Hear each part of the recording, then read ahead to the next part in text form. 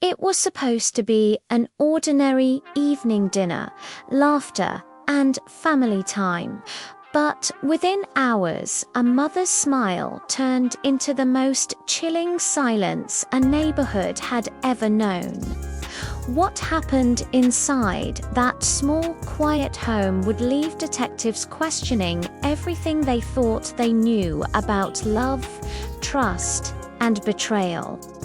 This is one of the most heartbreaking murder stories you will ever hear. In 2018, the peaceful town of Maple Ridge, Oregon, was shaken to its core. Sarah Collins, a 34-year-old schoolteacher known for her kindness and devotion to her family, suddenly vanished one spring evening. Her husband, Daniel, told police she had gone out for a walk and never returned. The entire community joined the search. Flyers filled every streetlight, and vigils were held nightly. Friends described Sarah as the person who brought light into any room. But as days turned into weeks, suspicions began to rise, especially after Daniel's calm demeanor turned into frustration whenever detectives asked detailed questions. A month later, a shocking discovery was made. A neighbor's home security footage revealed something no one expected. Sarah never left the house that night.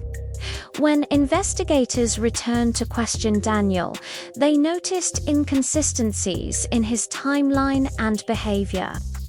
A deeper investigation revealed years of hidden financial troubles, secret phone calls, and a marriage under quiet strain. Daniel's perfect image began to crumble piece by piece. Eventually, the truth emerged. Sarah's disappearance was not an accident, but a carefully hidden crime born from desperation and pride. Sarah Collins was the kind of person everyone in Maple Ridge adored. She taught third grade at the local elementary school and was known for her warm smile and the way she remembered every child's birthday. Her life seemed simple and perfect: a loving husband, a cozy home, and a career she cherished.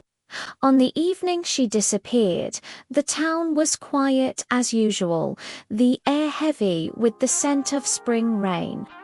Neighbors later recalled seeing her watering her small garden just before sunset, humming softly as she often did. But after that moment, it was as if she had vanished into thin air. When Daniel, her husband, called the police later that night, his tone was calm but uncertain. He claimed Sarah had gone out for a short evening walk, something she often did after dinner to clear her mind. Hours passed, and when she didn't return, he began calling friends, family, and finally, the authorities.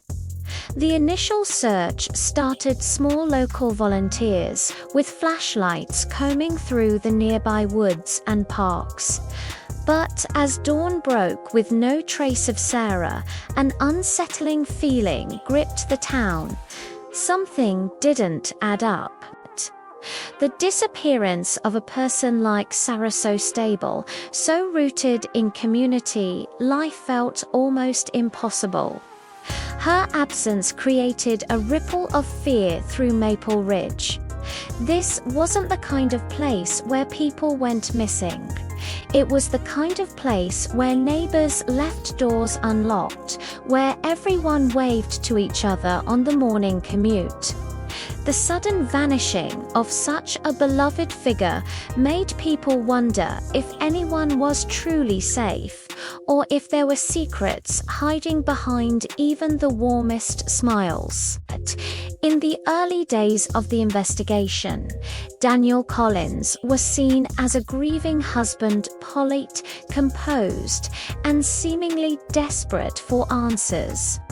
He stood beside officers during press conferences, pleading for Sarah's safe return. News stations showed footage of him holding her photo with shaking hands, his voice quivering just enough to draw sympathy.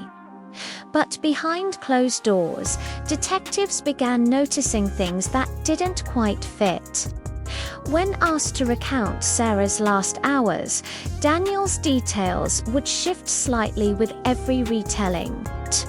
Sometimes she left right after dinner, sometimes after a phone call. His inconsistencies were subtle, but noticeable.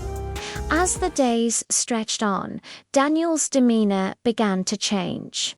His earlier distress transformed into a cold frustration whenever officers asked deeper questions. Friends mentioned that he stopped attending search parties and avoided emotional discussions about his wife. Some even whispered that his eyes lacked the grief you'd expect from someone who lost the love of their life. Detectives, seasoned in reading human behavior, quietly marked these signs: calmness in the wrong places, tears that felt rehearsed, and a growing impatience to move on. Still, no one wanted to believe Daniel could be involved. The town wanted a stranger, a coincidence, any explanation that didn't destroy the picture of the perfect couple. Yet, as every lead dried up and every trail went cold, a quiet suspicion began to grow. Maybe the danger wasn't outside their home at all. Maybe it was within. A turning point came nearly a month after Sarah's disappearance. A neighbor named Ellen Jenkins reviewed footage from her door camera, hoping it might help the investigation. Her home sat directly across from the Collins residence, and her camera faced the street. At first glance, the footage seemed ordinary: Daniel stepping out briefly, pacing near the driveway, then retreating inside. But what truly caught investigators' attention was what wasn't there. Sarah. She was never seen leaving the house that night, as Daniel had claimed. When detectives replayed the footage frame by frame, the timeline Daniel provided unraveled completely. His entire story hinged on Sarah going for a walk that, according to the camera, never happened. This revelation sent shockwaves through the investigation. The cheerful suburban neighborhood suddenly felt like the setting of a grim secret. Behind drawn curtains and manicured lawns, something dark had taken place. The discovery reignited the case with a new intensity. For the first time, detectives began to treat Daniel not as a grieving husband, but as a potential suspect. It was no longer a story of disappearance. It was a story of deception. The town that once sympathized with Daniel now watched him with wary eyes, unsure of who he truly was beneath that calm, polite surface. As investigators dug deeper into Daniel's life, they found a web of financial problems that painted a very different picture from the one he had shown the world. Credit card debts, unpaid loans, and risky business ventures had quietly drained the couple's savings. Sarah, ever the optimist, had been trying to help him rebuild, but cracks in their relationship had begun to show. Friends recalled her mentioning arguments about money and trust, nothing alarming at the time, but now, in hindsight, hauntingly significant. Detectives traced Daniel's digital footprint, uncovering late-night searches and secret phone communications that hinted at mounting desperation. It appeared that his calmness wasn't grief, it was control. He was trying to maintain the image of a man whose life was under order, even as everything around him crumbled. Slowly, the illusion of a perfect marriage shattered. Every clue began to fit together like a tragic puzzle: the missing wife, the inconsistent statements, the footage, and the financial motives. It wasn't rage that drove the act, but fear of losing control, of being exposed, of watching a life built on appearances collapse. In the end, Daniel's carefully crafted facade became the very evidence that led to his downfall. When the truth finally emerged, it devastated the town. Sarah's life had been taken not by a stranger, but by the person she trusted most. The courtroom fell silent as the evidence unfolded, each revelation cutting deeper into the hearts of those who once admired the couple. Justice was eventually served, and Daniel was sentenced for his crime. But for the Collins family, there was no sense of victory, only a quiet, unending grief. In the months that followed, Sarah's family transformed their pain into purpose. They founded a local organization that supports victims of emotional abuse and domestic deceit, hoping to protect others from hidden forms of manipulation that don't always leave visible scars. Her story became a symbol not of tragedy alone, but of awareness and courage.